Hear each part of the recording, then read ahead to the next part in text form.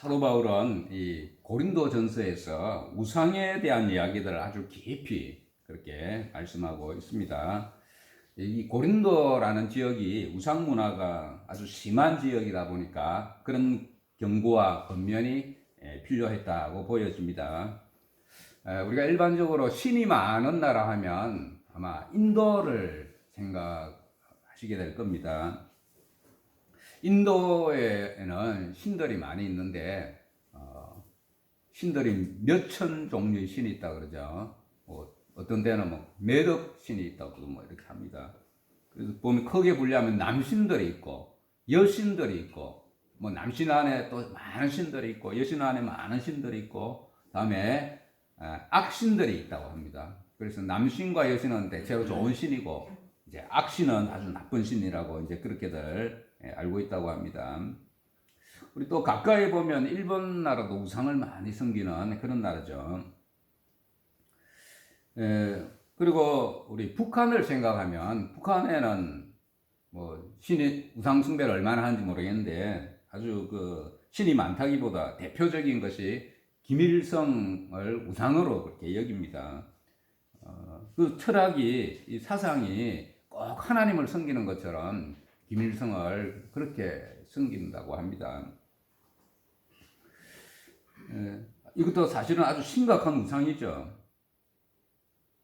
우리나라에도 신들이 많이 있습니다. 뭐 자연에 있는 자연신, 농사 지을 때 또 뭐 농업을 위한 신들, 바다에는 바다신들, 또 무당신, 온갖 잡신들이 우리나라에도 예적부터 많이 있죠. 참 우리나라에 기독교가 들어오지 않았더라면 더 많은 우상과 귀신을 우리도 섬기면서 살고 있을 것입니다. 우리 국민들이 모두 예수를 믿지는 않지만은 그래도 기독교가 이 땅에 큰 영향을 끼쳤습니다. 교회가 들었으면 그 주변에 있던 막 점집들이 많이 사라지고 이런 귀신 섬기는 일들이 많이 사라지는 것을 볼 수가 있습니다. 이 땅에 기독교가 들어오지 않았더라면 뭐 우리도 인도나 일본 나라 못지않게 많은 귀신들을 섬기면서 사는 나라가 되지 않았을까, 섬기고 있지 않을까 그렇게 생각이 됩니다. 오늘 내용은 바울 사도가 교회 성도들에게 고린도 교회 성도들에게 우상을 멀리하라 경고하는 내용의 말씀입니다. 우리 14절과 15절 말씀을 함께 읽어보겠습니다. 시작. 그런즉 내 사랑하는 자들아 우상 숭배하는 일을 피하라. 나는 지혜 있는 자들에게 말한 것과 같이 하노니 너희는 내가 이르는 말을 스스로 판단하라. 우상 숭배에 대해서는 그것이 얼마나 심각하고 하나님의 진노를 가져오는 것인가에 대해서 성경에서 잘 말씀하고 있습니다. 우리 지난주 말씀해 보면요, 이스라엘 백성들이 광야에서 멸망당하게 되었는데 그들의 그 원인이 되는 죄악 한 몇 종류를 말씀했는데요. 첫째로 나오는 죄악이 우상 숭배였습니다.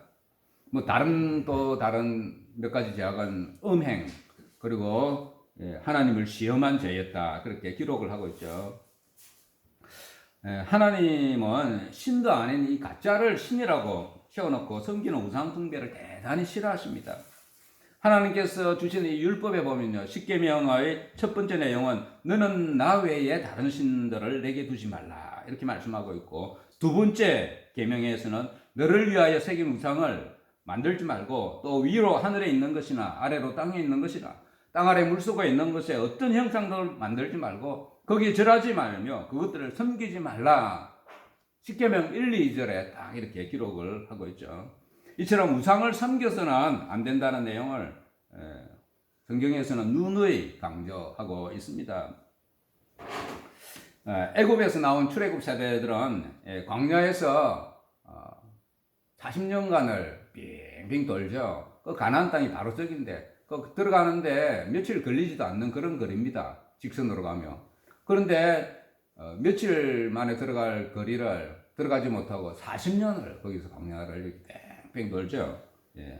그들의 죄악과 우상 숭배 이것 때문에 하나님께서 못 들어가게 하시고 계속 그렇게 훈련시키신 것입니다. 그래서 결국에는 광야에서 다 죽게 되죠. 출애굽 세대들은 다 죽습니다. 그래서 우리 다윗의 아들 우리 솔로몬에 대해서 잘 아실 텐데요. 후궁이 700명이고 첩이 300명이었습니다. 그는 이 정략 결혼, 주변 나라들과 정략 결혼을 통하여서 이방 나라의 왕의 딸들을 구초로 많이 이렇게 맞이하였죠. 그 결과로 이 이방 나라 온갖 잡신들, 이 여인들이 오면서 그것을 다 숨겨서 이렇게 들고 들어왔습니다. 그래서 솔로몬이 힘이 있고 젊을 때는 괜찮은데 솔로몬 노년에 힘이 없어질 때쯤에 대해서 이 여인들이 득세합니다. 그러면서 자기 신들을 섬기고 심지어 뭐 제사들 그 안에서 제사도 드리고 이런 짓들을 했던 것입니다. 이스라엘에 있어서는 안 되는 일들이 이 왕 솔로몬의 부인과 첩들을 통해서 이루어졌습니다. 그때 성경에 보면요. 솔로몬의 마음도 여호와를 떠나기 시작하였다. 이렇게 기록을 하고 있습니다. 그 결과로 하나님께서는 그 이스라엘이라는 그 좋은 나라를 하나님 쪼개버립니다. 쪼개버려가지고 이 솔로몬의 후손에게는 아들 여로보암이죠. 그 르호보암에게는 유다 나라만, 유다 지파 하나만 딱 남겨있고 나머지 11지파는 다 딴 데로 넘겨버립니다.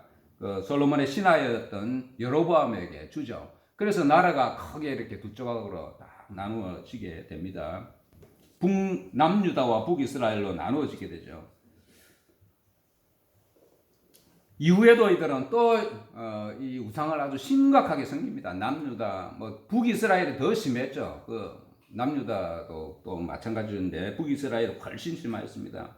그래서 그 결과로 이스라엘이 멸망당하게 됩니다. 북이스라엘이 먼저 망하게 되고 또 나중에 남유다도 망하게 됩니다.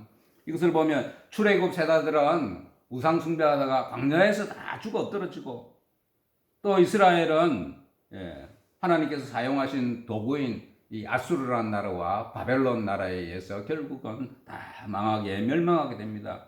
하나님께서 이 우상 숭배를 얼마나 싫어하시는가 우리는 잘 기억해야 합니다. 오늘날 우리 주를 믿는 사람들은 이 우상에 대해서는 아마 다들 경계심을 가지고 계실 겁니다. 그런데 눈에 잘 띄지 않도록 우리 깨닫지 못하게 교묘하게 스며들어오는 사상과 또 이 우상을 허용하는 사상들이 있습니다.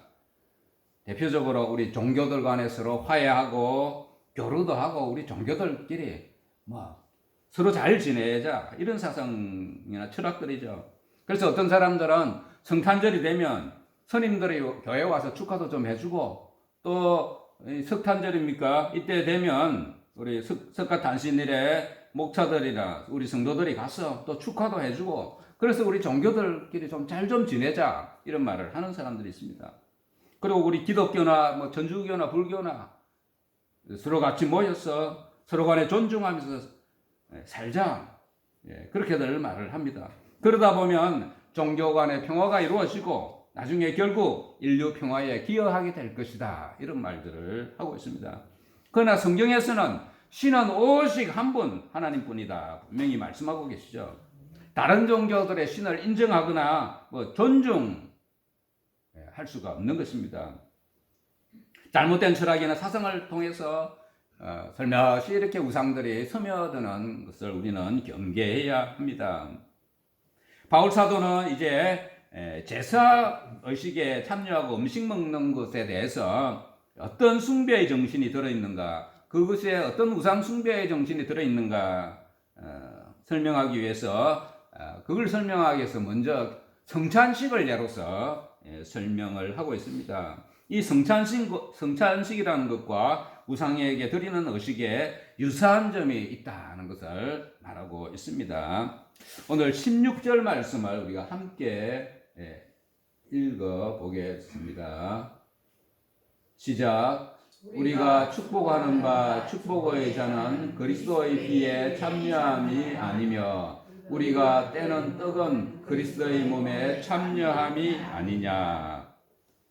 우리 성찬식 때 우리 교회에서는 보통 이제 한 1년에 2번 정도 이렇게 성찬식을 하죠. 성찬식을 하는데 성찬식 때 이 떡을 먹고 잔을 마시는 것은 예수 그리스도의 살과 피를 먹는 행위가 되는 것입니다. 그것이 예수 그리스도의 몸에 참여하는 것이 됩니다. 예수님께서 이런 말씀을 하시자 내 살과 피를 먹는 것에 대해서 말씀하시자 요한복음 6장 53절에 보면요. 내가 진실로 너희에게 이르노니 인자의 살을 먹지 않고 인자의 피를 마시지 아니하면 너희 속에 생명이 없느니라. 예수님 이런 말씀을 하셨습니다. 이 말을 들으니까 유대인들이 아주 섬뜩하죠. 내 살을 먹고 내 피를 마시지 않는 자는 너희 속에 생명이 없다. 그래서 이런 말을 합니다. 이 사람이 어찌 자기 살을 우리에게 주어 먹게 하겠느냐. 이렇게 말합니다. 예수님의 살과 피를 먹는다는 말이 예수님의 그 몸에 참여한다는 의미라는 것을 이들은 유대인들은 알지 못했기 때문입니다. 구약 시대에는 짐승을 잡아서 하나님께 제사를 드리는 시절이 있었죠. 백성들은 자신의 죄를 용서받기 위해서 짐승을 끌고 와서 성전에 들어가서 제사를 드렸습니다. 그렇게 하면 죄사함을 용서함을 받을 수가 있었죠. 근데 그걸 언제까지 반복해야겠습니까? 죄 지으면 또 가서 짐승 끌고 가서 또 잡아서 회개하고 용서받고 평생 계속 해야 되죠. 그렇다고 해서 죄가 다 용서함 받겠습니까? 온전하지가 못하죠. 그러나 예수님께서 이 땅에 오셨다가 십자가에 못 박히시고 자신이 친히 짐승처럼 제물이 되셔서 십자가에 달려 죽으신 이후로는 이제는 사람들이 더 이상 짐승을 잡아서 죄를 속하기 위해서 드리는 그런 제사가 필요 없게 된 것입니다. 짐승으로 제사를 드리던 그 당시에 특별히 이 화목제물이라는 게 있었는데요. 이 화목제물 제사를 드리고 난 이후에는 가족들이 모여서 제사 드렸던 그 음식을 드리고 나온 음식을 이렇게 갈라 먹었습니다. 나누어 먹었습니다. 그래서 이 나누어 먹은 사람들은 그 제사에 참여한 것이 됩니다. 그래서 제물을 먹는다는 것에는 아주 중요한 의미가 들어있는 것입니다. 마찬가지로 오늘날 우리 성찬식에서 조그만 이 빵과 또 조그만 잔을 우리 마시는 이것이 예수 그리스도의 몸에 참여하는 의미가 있는 것입니다. 성찬식에 참여해서 떡을 먹고 포도주를 마시는 것이 이런 중요한 의미가 있는 것입니다. 오늘 17절 말씀해 보면요. 떡이 하나요 많은 우리가 한 몸이니 이는 우리가 다 한 떡에 참여함이라. 성도들은 성찬식을 통해서 예수 그리스도인 떡에 참여하는 것입니다. 어떤 사람은 이 떡을 먹고 또 어떤 사람은 저 떡을 먹는 것이 아니라 예수 그리스도의 한 떡을 먹는 행위가 되는 것입니다. 주를 믿는 성도들은 우리는 한 몸으로서 한 떡에만 참여해야 합니다. 오늘은 예수 그리스도의 몸에 참여했다가 다음에는 또 가서 이상한 우상 제물을 먹고 다른 몸에 참여하고 그럴 수는 없다는 것입니다. 그래서 육신을 따라 난 이스라엘을 보라 제물을 먹는 자들이 제단에 참여하는 자들이 아니냐 이렇게 말을 하고 있습니다. 제물을 먹는 자들이 제단에 참여하는 것, 제사에 참여한다는 의미를 우리는 기억해야 합니다. 구약시대에 하나님께 제사 드리고 나서 그 제물을 먹는 자는 그 제사에 하나님의 제단에 참여한 자들이 되었고 우리 신약에 넘어와서는 이 성찬식에 참여한 자들은 예수 그리스도의 몸에 참여한 자들이라면 그렇다면 이 우상 제물을 먹는 것이 어떤 의미가 있겠습니까? 그래서 오늘 19절 말씀을 우리 한번 같이 읽어보겠습니다. 시작. 그런즉 내가 무엇을 말하느냐? 우상 제물은 무엇이며 우상은 무엇이냐? 무릇 이방인이 제사하는 것은 귀신에게 하는 것이요 하나님께 제사하는 것이 아니니 나는 너희가 귀신과 교제하는 자가 되기를 원하지 아니하노라. 이렇게 말씀하고 있습니다. 우상 제물을 먹는다는 것이 우상의 제단에 그 제사에 참여하는 것이 된다는 것입니다. 근데 우상이라는 것은 실체가 없죠. 실체가 없기 때문에 가짜들입니다. 가짜. 그렇다면 우상의 이 제단에 참여하는 것은 사실은 아무것도 아니지만은 귀신에게 절하는 것이고 그 뒤에 있는 귀신과 교제하는 것이 되는 것입니다. 그래서 우리 성도가 귀신과 교제해서 되겠습니까? 그러나 우상 제물을 먹었다고 해서 모두가 우상의 제단에 참여하고 귀신과 교제하는 것은 아닙니다. 우상 제물을 한번 먹었다고 해서 그런 건 아니라는 거죠. 우상 제물을 언제 먹었냐, 어디서 먹었냐가 중요합니다. 옆집에서 이제 떡을 가져왔는데요. 이게 먹는 사람은 그 집에 아이가 있으니까 아이 돌떡인 줄 알고 이렇게 먹었는데 나중에 보니까 그 떡이 우상에게 드렸던 떡이다. 그런다면 먹더라도 그 떡을 먹었더라도 우상의 제단에 참여한 것이 되지 않습니다. 본인은 우상이라는 거 전혀 생각지도 않고 돌떡이라고 먹었는데 그런 것들은 우상의 제단에 참여하는 것이 아닌 것입니다. 그래서 사도 바울이 그 당시 고린도 지역에 우상에게 바쳤던 고기들이 시장에 많이 나왔습니다. 그 지역에 우상들이 워낙 많았기 때문에 제단에 제사 드리고 남은 것들은 다음날 시장에다 내다 팔고 이런 것들이 많았거든요. 근데 시장에 나온 고기들을 사 먹는 사람들은 참 그것이 우상에게 드려졌던 것인지 드려지지 않았던 것인지 알 수 없죠. 알 수 없습니다. 그래서 살 때마다 파는 사람에게 이거 우상에게 드렸던 것입니까? 하고 물어볼 수도 없죠. 물어본다고 한들 뭐 정확하게 가르쳐 주겠습니까? 그럴 때는 사도 바울이 말하기를 묻지 않고 사 먹으라 그렇게 합니다. 물어보지도 말고 사 먹으라. 그래서 고린도전서 10장 25절에 물어 시장에서 파는 것은 양심을 위하여 묻지 말고 먹으라 이렇게 기록되어 있습니다. 괜히 물어봤다가 그거 우상에 드린 것이요 이렇게 알게 되면 사실 그 고기 먹어도 아무 상관없는데 마음이 꺼려져서 양심 때문에 사 먹지 못하게 되죠. 우상에 드려졌던 고기라 해서 거기 특별히 뭐 변질되는 것도 아니고 특별한 고기도 아닙니다. 고기는 고기일 뿐입니다.